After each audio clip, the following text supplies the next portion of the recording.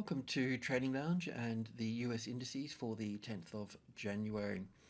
So we're just in the bigger picture here for the weekly chart. We're looking at wave 3 here, an A and a B and a C for wave 4 here. And actually I remember this here where a lot of folks were quite bearish at this point, looking for a bigger move to the downside, but we had it pegged on this low here for this, but we never went long until we had support on top of our medium level here, which is the medium levels halfway between two major levels, so between 2,000 and 3,000, and that got us long right from this point here. So that was quite cool, I thought, at the time, because there's a lot of bearish pressure coming out on that. This move to the upside here, we're looking from wave 4 here, we're looking for 1 here, an A and a B and a C for wave 2 here.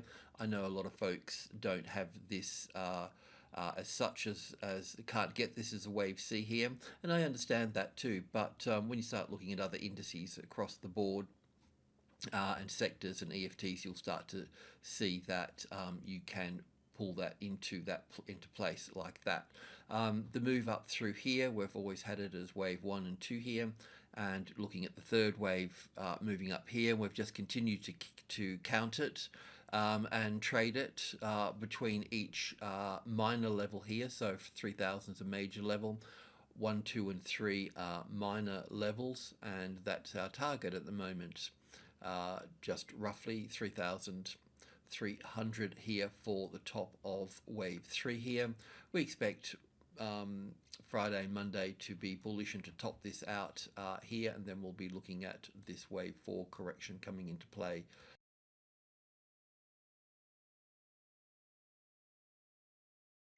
Here, so on. But yeah, still that bigger bullish picture to take us into 2020. And just breaking that down into the daily chart here, so we're looking for that last, we'll count this up here right into the tick chart to get that right, and then we're looking for wave 4 here.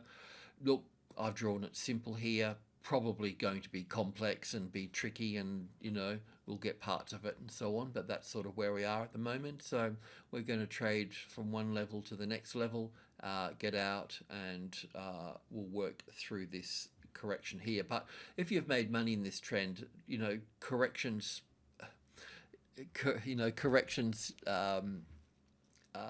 I mean, they take your money and people are scared of them. They take out your stops and so on. But I think, once you get the sort of hang of it, you start to realize that the corrections are your friend, because that's where the next trend is engineered from. Let's drill in here further. So this is the 4-hour chart. So the main point here from this wave 4, we're looking at 1 and 2 here, 1 and 2 and 3 and 4 and 5 fitting nicely. Wave 3 here, an A and a B and a C for wave 4. And then we're looking for 5 waves in this section here. So our job today is to count these 5 waves here. And yeah, it should get quite close to the 3,300 area through here. This is also interesting as well, because as I mentioned, major level, then this is minor level 1, minor level 2 and minor level 3, and then we've got sub levels in between that, breaking it down further. But if we get a tested support on top of this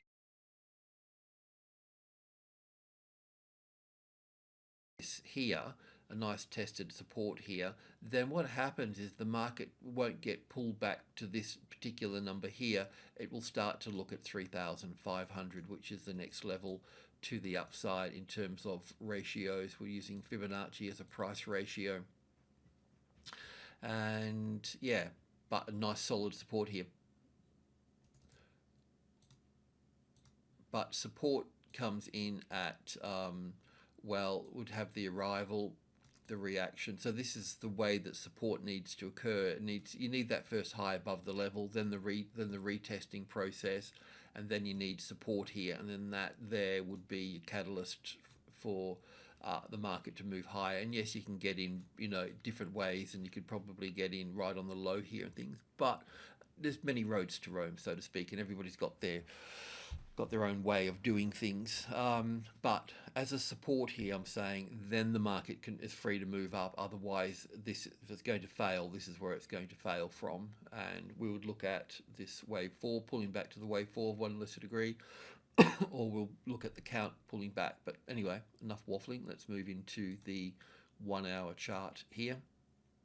So the 1 hour chart looks a little bit like this from wave 4 here, up for wave 1 and 2 here, and looking for 3 and 4 in here, and then another little push higher here for wave 5 to come into play there. So we need to, doesn't look like much here, and I can't really explain very much here, so I'm going to go into the tick chart. And also too, with this tick chart here, it's a little bit easier to work. It looks like wave 4 is actually going to play out over here for this.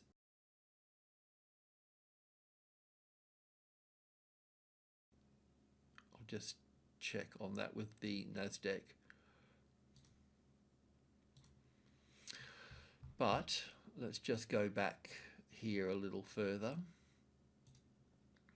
The Nasdaq's actually got a clear account, and I think that I will use the Nasdaq. So from this low here, we're looking at it as 1 and 2 here, then 1 and 2 and 3 and 4 and 5 for 1 here and 2 here, then 1 and 2 and 3 and 4 and 5 here for the third wave, the fourth wave, and then we're counting up into the fifth wave here. So the fifth wave here, in fact, we should really just try and do this a bit better.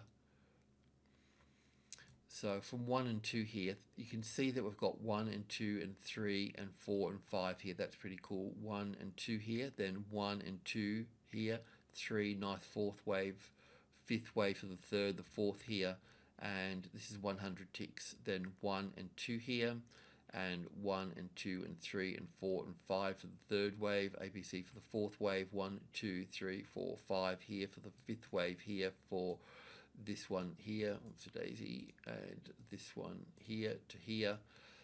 It does appear that we've got an impulse wave down here. I just need to 1, 2, 3, 4, 5, so that's there, that's 1 and 2. I need to go into the 20 tick chart. I can kind of see it, but not that it matters at this stage.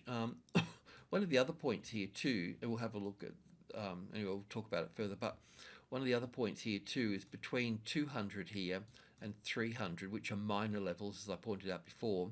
Then we've got sub-levels, and they work in the Fibonacci numbers as well, 1, 2, 3, 5, and then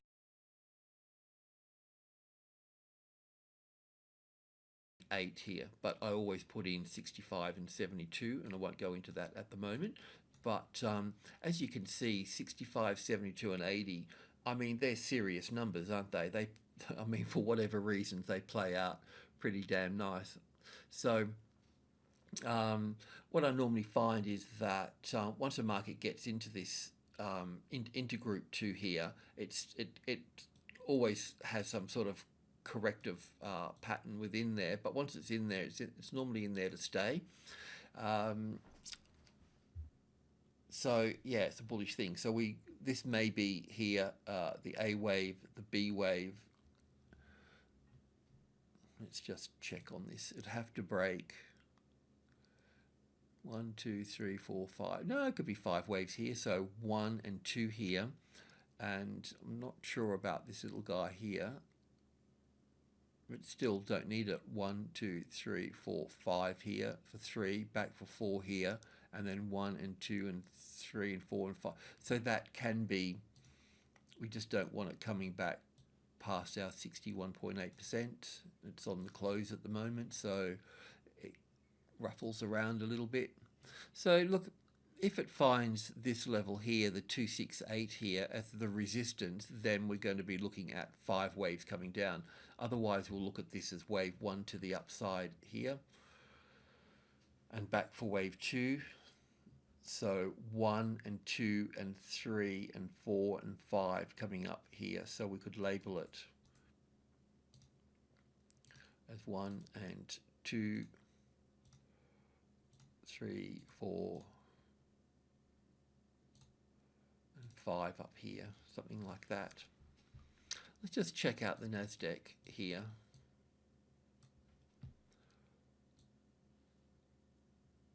Just had a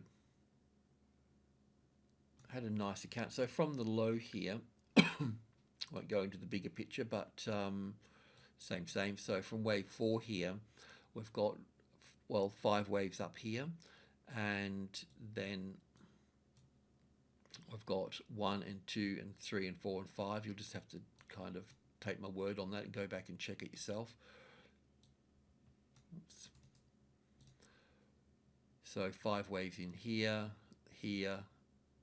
expanded flat in 4 and up for 5 here, and wave 2 in here, leaving us here with 1, 2, 3, 4, 5 for 1 and 2 and 3 and 4 in here, 5 here to make wave 3 here and wave 4 here.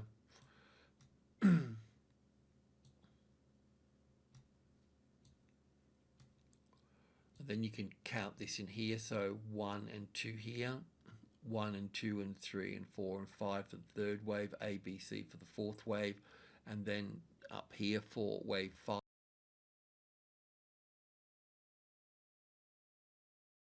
here, of 3 here. And in this case here, we didn't really have this on the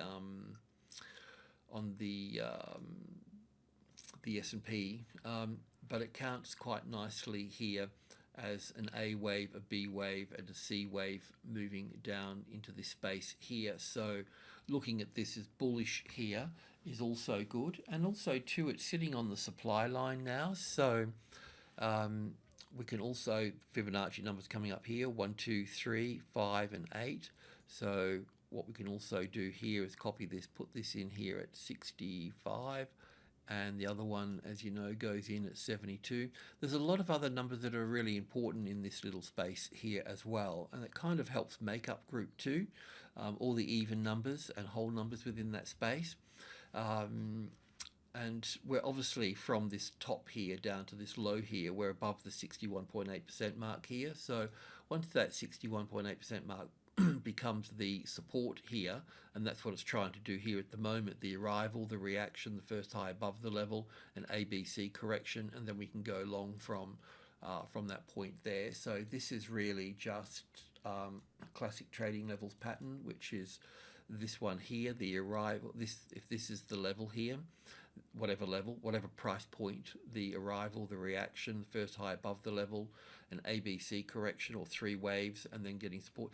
Look, if the Elliott wave is not clear and you're struggling with it, and even I struggle with it a lot, so understanding this basic pattern of being resistance and the market migrating to being support over here, it helps with your timing, because you trade to this point, this price point, and I know it's difficult to get out, but when you see a large number here, and the market's at that number, you have to take the money, because 90% of the time you're going to end up with some sort of vibration across this level, and this is where you start to lose your money. But once it's got support here again, and also once you get over to this side, things become all of this here becomes a bit more clear. In hindsight, becomes clearer. And if you don't know something, then don't get involved in it, simple as that. But there's there's not many patterns that can occur there. There's that one, and there's this one here where you have the arrival, the reaction, the first high above the level, and it sits on here and finds support here and then moves up. But we trade these highs here that come in at that point. And of course the last one, I just consider them being 3 of them, where it doesn't stop at this level here, and I call this the overshoot pattern because it just overshoots it. But if it doesn't stop here because it's in some sort of parabolic trend or something, then it will fold back into it, and then this line here becomes the balance point, like the center in a triangle, and then you can pick it up over here once again as well. And once you understand those 3 things, it just makes life a little bit easier. Alrighty, thanks for tuning in and enjoy the weekend. Cheers.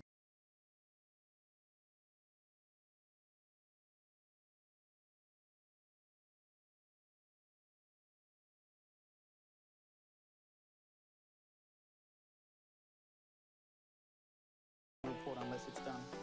Really? They're sorting up some sites.